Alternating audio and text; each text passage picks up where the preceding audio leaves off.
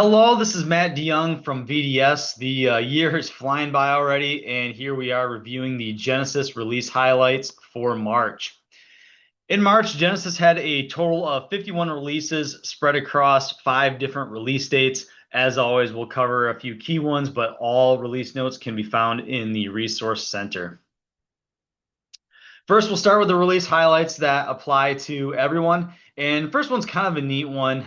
Secure Pause is now available on all call types, not just ACD calls. So with this update, organizations can now allow agents to use Secure Pause on all voice calls, including non-ACD calls, like a direct inbound call or outbound call as well. Similar to ACD calls, this gives agents the ability to pause call recordings for instances like when they collect payment details or other sensitive information, and just further supports PCI and legal compliance and helps to protect customers' data. So great one there. And then next, for those of you running outbound campaigns, this one may be of interest. Genesys released precise dialing mode functionality, which is basically progressive dialing mode with the agent reservation. So this update allows campaign administrators to enable the precise dialing mode for progressive outbound campaigns, and it simply reserves an agent for each call that's placed. So ultimately, just helps to ensure that agents are not pulled away from inbound calls during outbound attempts, and reduces abandoned calls.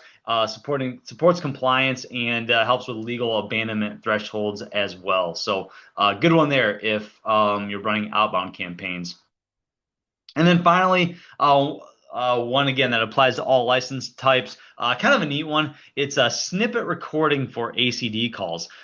This update can allow agents to manually capture a specific portion of an ACD call at any time during their interaction with the customer, maybe for like compliance or exceptional type circumstances.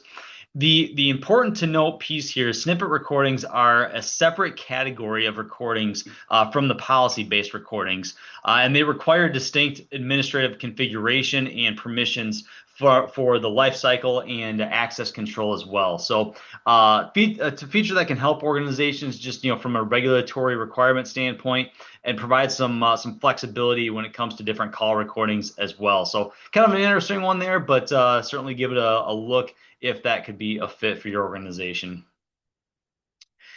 Next, we highlight those specific to releases specific to like a CX3 or web add-on license. This first one is also kind of an AI one, but having a CX3 or web add-on or speech and text analytics add-on is required, and it's the ability to use AI to generate topic phrases. So this release just simply allows organizations to utilize AI to generate the suggested topic phrases based on a topic's name, description, dialect, and really any existing phrases as well. And just simply helps to reduce the manual effort and ensure more consistent coverage when you configure speech and text analytics topics. Teams can request up to 10 AI-generated phrases, phrase suggestions per request, review and edit them, and then approve the ones that you like and add them to the topic. Something to be aware of: Genesys supports up to 100 phrase generation requests per organization per day. So quite a few there, but just something to be aware of. So certainly, again, if you're utilizing speech and text analytics, a great way to just kind of further figure out which phrases might be best for a particular topic. And next, this one I know I've talked about for a little while. I feel like both on QBRs, and it's been a long time coming, was released in beta previously, and now it is generally available, the new Content Exploration View. So the Content Exploration View allows teams to easily visualize and explore transcript data, really just helps to better understand customer and agent interactions. As part of it, it includes dynamic search and filtering options, allows analysts to quickly refine results using things like topics, empathy score, sentiment trend, and significant keywords as well. Filters can be selected to update the interaction counts and related results in real time to display the most relevant conversations.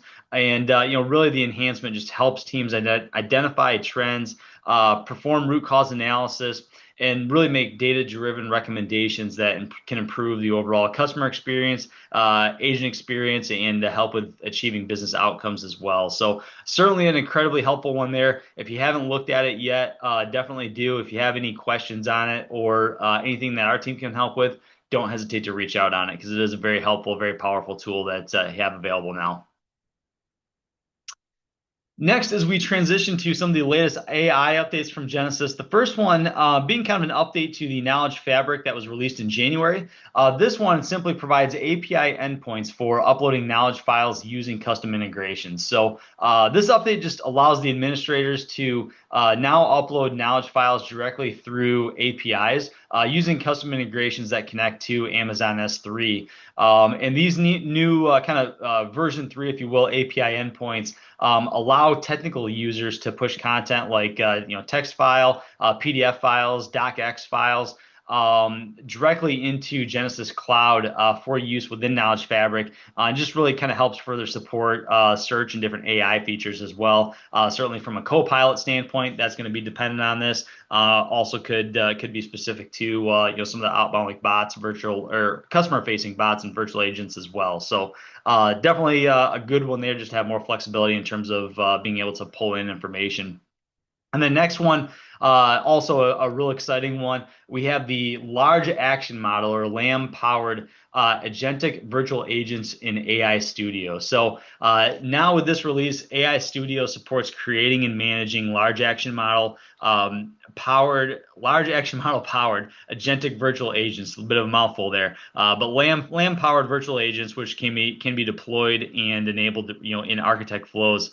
The LAM agentic virtual agents use configured tools and knowledge to perform actions and also determine next steps based on the conversation context. AI Studio is, hopefully you guys know already, provides a no-code interface to just better define available actions and knowledge sources, and just enables the teams to build more flexible, action-oriented virtual agents, but still have those controlled boundaries in place. So it's an exciting new add from Genesys.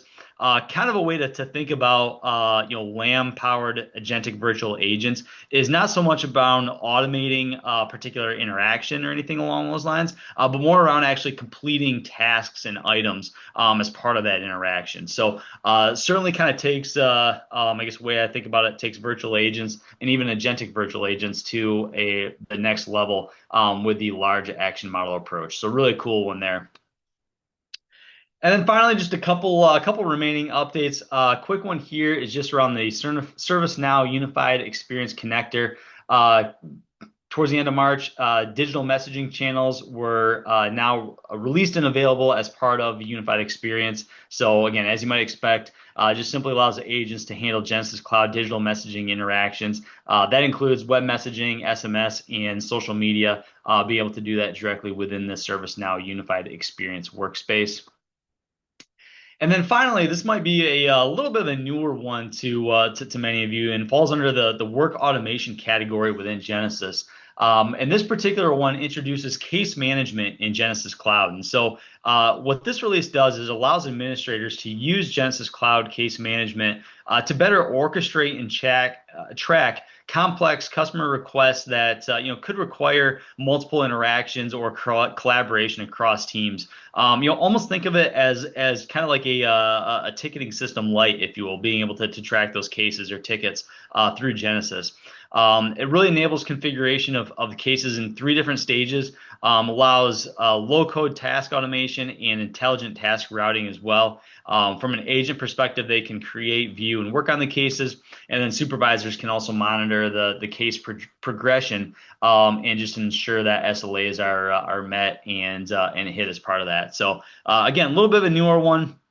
We've started to see more conversations around the ability to just route and track things like cases and tickets through Genesys. So if that's a use case that you've thought about or talking about as well, this new functionality might be worth a look.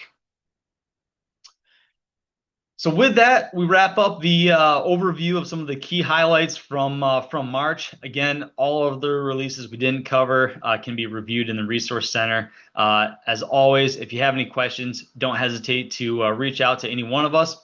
Thanks so much for your partnership. Thanks for watching, and have a great day.